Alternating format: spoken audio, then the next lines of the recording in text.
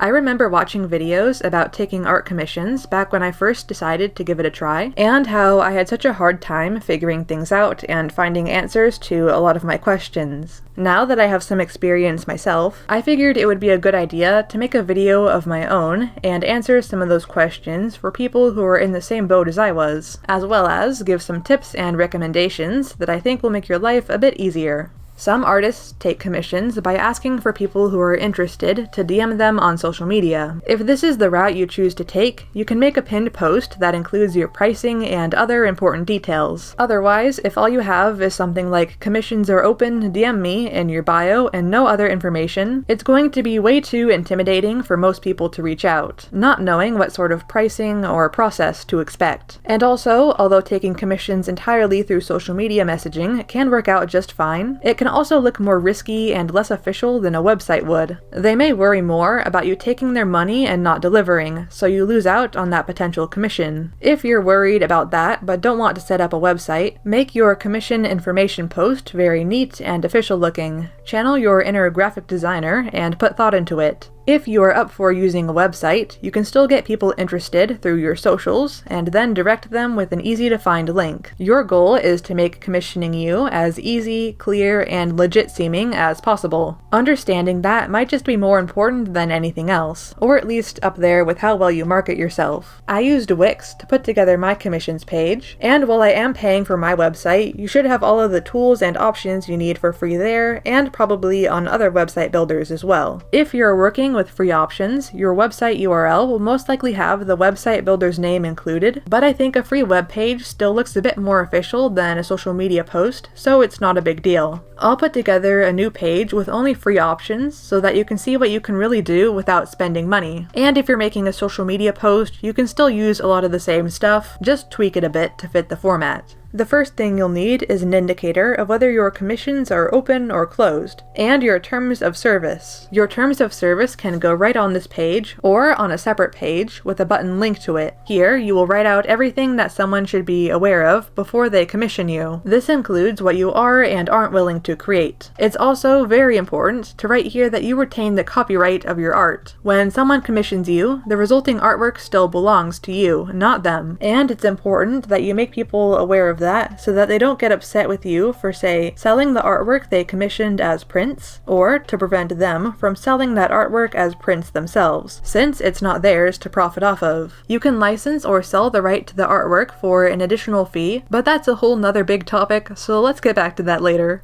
Next up can be your examples and prices. There's a lot of ways you can choose to separate the options you offer. Some artists, for example, will offer varying degrees of finish, like sketch, clean line, and colored work, each with their own price. Then, you can also offer options based on how much of the subject is included, like headshot, half body, and full body options. Maybe you can do both of these and make a chart type arrangement like this. It's a good idea to have an example for each option, but if you have more options than you can reasonably make examples for, just make sure to show what, say, your sketches look like compared to clean line work, or what the cutoff difference is between a headshot and a half body. Also, on a website, make it so that these example images can be viewed larger when you click on them. For choosing prices, decide on a rate for yourself that is at least equal to minimum wage in your area. Make one of your example artworks and time yourself while doing it, so that you know how much that option should cost. If something takes you about 3 hours, and the rate you've settled on is $18 per hour, then you can charge around $54 for that option. As time goes on, you might start to get more business, and will probably become a more skilled artist, so raise your prices over time to match that, as well as update your example work when it becomes outdated. This part isn't necessary, but you can have some add-on options for additional cost. Some people might be wanting more than one character in the same artwork, or a background that isn't just flat color. On my page, I made this to indicate those options and their price.